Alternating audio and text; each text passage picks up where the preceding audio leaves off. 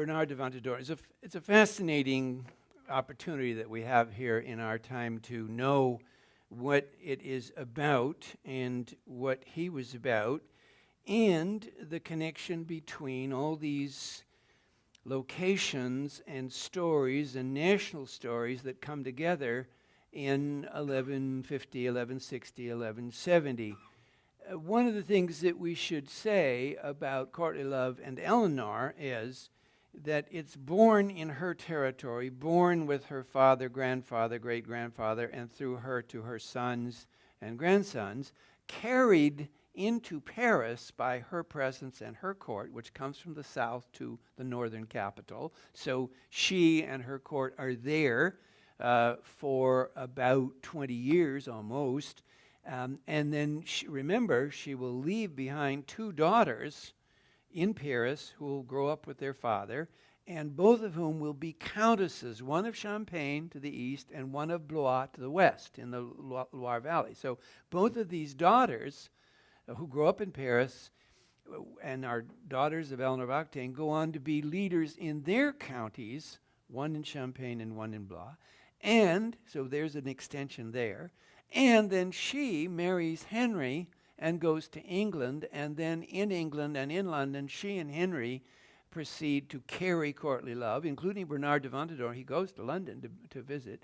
And this is the important thing. When they are there, they are aware that they wish to build a new international empire. They know they are sewing together her county of Aquitaine, his county of Normandy, and the new territories of England, including England, Scotland, etc.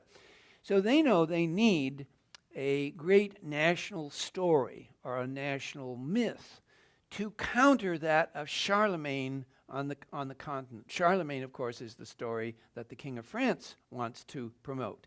So now they need, in England, another story that they can promote, and they choose Arthur. Exactly. They choose Arthur, and so they actually do research. They send people out. They get a scholar to write a history of England and put the story of Arthur in there, and then they commission other writers and poets and such to write about Arthur. So they consciously take the great story of Arthur, Guinevere, and Lancelot and move it to a level of the king and the queen and to her family and to both the Countess of Blois and the Countess of Champagne and other parts. Eleanor's granddaughter will go to Spain. So again and again and again, and Sicily. So there are many courts in Europe where Eleanor and her circle extend the points that she has promoted in her own court. So Bernard de Ventadorn has a great outreach by virtue of his association with Eleanor and by her pursuit of courtly love and the stories of courtly love, and particularly the stories of Arthur and the Round Table and the Knights, because it's a story that fits in perfectly with the stories of courtly love and the ideas of courtly love. Now, what happened to courtly love later? We are going to meet Dante, and when we do, we will follow this exact idea. So this idea, born in the 12th century, will flower in the 13th and become complete in the work of Dante and the Divine Comedy. How do I mean?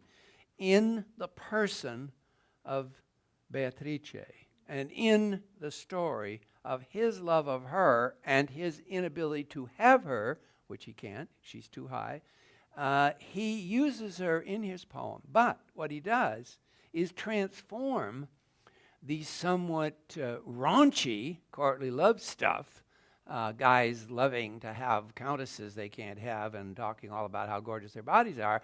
Dante transforms that into a religious salvation. So he takes Beatrice, who is a perfect courtly love lady, and transforms her in his poem to become a religious salvation. So this is a huge change to the stories of courtly love in the hands of Dante. So we will turn to that later in our few weeks into the future. So that's ahead of us. But all through history, through the 17th century, the 18th century, in 18th and 19th century Romanticism, here's a great painting of Romanticism called The Burial of Atala. It was based on a very successful French novel, the early part of the 19th century, and it's a quintessential romantic painting of lost love. Atala has committed suicide because she can't have her beloved, who is sitting there holding her knees. He is an Indian, and so she can't have him, and so that's the whole story. So it's a great story. It's a classic of courtly love with themes that are similar, and all during the 18th and 19th century. In the world of Romanticism, book after book after book after book is written with its core idea of courtly love. Exactly, again and again and again. Every single opera of the 19th century is courtly love. Every single one of them. Think of La Boheme. Just think of La Boheme. Just take La Boheme, but then run through the list, and you'll find out every single one of them is about lost love, right? It always is. It's always about loss and the transformative power of love and how love changes our lives. And that idea, which is the central idea of courtly love and which never dies, it never moves away and never is lost in Western civilization and is totally unique to it, continues into our own day. If we took the next hour and we all submitted the titles of the movies we know fit the idea of courtly love, the power of love, the power of lost love, the transformative power of lost love, we would make a list of some of the biggest movies ever made. In the 20th and the 21st century, international movie makers have based blockbuster successful movies again and again and again on what is essentially the courtly love idea. Number one, Casablanca. There's nothing else like it. There's nothing else like it on film. It's voted every single time. You walk down to Whole Foods parking lot and ask the best movie ever made, and it'll be Casablanca. Number two, Gone with the Wind. Gone with the Wind. Is it the most powerful love for each of them? Absolutely. Can they live together? No. Will they regret it for the rest of their lives? Probably. Titanic. There's the great one. There's the great one. Because you see, Titanic is the perfect story. The frame is her at 80, whatever, see. So all her life, 60 years or whatever it is, 70 years, she has remembered that one transformative love. It doesn't have to do with death. It doesn't have to be that. You can lose them anyway. But in this case, Titanic, it's a great example. Dr. Zhivago. Anybody remember Dr. Zhivago? Well, that's what that's about. That's what you can see the train, you can see the image, you can see Laura, you can hear Laura's theme. I should have that playing right now. Romeo and Juliet, again and again and again, Romeo and Juliet comes back in the many iterations. It's the all-time great courtly love story, The Lost Love, and in its modern version, West Side Story. How about this one, The Way We Were? I mean, you can see her out in front of the Plaza Hotel brushing his blonde hair back, and you just know what she's thinking. She's just thinking, that's my life. Il Postino, wonderful, wonderful Italian movie. Annie Hall, we know. Woody's in love with her. It's always going to be. Camelot. Camelot is, of course, Arthur. Out of Africa. You can just imagine. Plane flying away. Splendor in the Grass. Roman Holiday. Brief Encounter. Now Voyager, great, great movie. Wuthering Heights, the novel, the movie. Again and again and again, one of the absolute most spectacular evocations of transformative power, danger of power, one of the quintessential great romantic novels of all time. Love is a Many Splendid Thing. There she is up on the mountain, up on the mountaintop in Hong Kong. If you've never seen it, go rent it. Thornbirds, spectacular evocation of the courtly love idea. They can't have each other.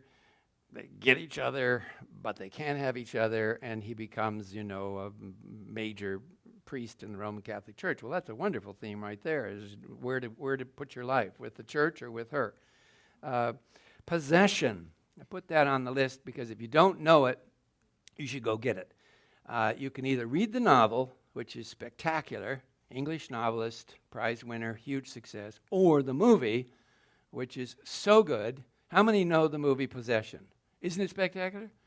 Gwyneth Paltrow and Aaron Eckhart And the reason that it's so great is that you have two modern persons doing research in London looking into a story back in the 18th century about a great writer and a love affair. It's fantastic. Possession. And Bridges of Madison County. Yeah. Yes, an English page. We could keep going. We could keep going for hours. We could keep doing this till midnight. Just keep adding. This is just a tiny, tiny, tiny list. Tiny, tiny list.